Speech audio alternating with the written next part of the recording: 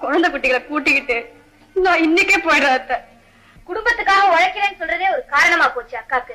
என்னத்த பெருசா உழைச்சிட்டா? நாம மட்டும் கார பயந்த இடத்துலயும் கட்டாந்தரலையும் கிடக்கணும். இவ மட்டும் சொகுசா இருக்கணும். தனி ரூம், கட்டில், ஃபேன், சோஃபா.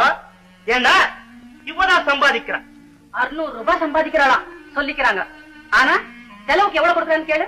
வாங்குற சம்பளத்துக்கு என்னடி கணக்கு? தட்டி கேட்க யாரும் இல்லையே, அதான். தேவைகளுக்கு நீ பணம் கொடுக்க மாட்ட, ஆனா நீ மட்டும் தேவடியா மாதிரி சிங்காரிச்சுட்டு போ.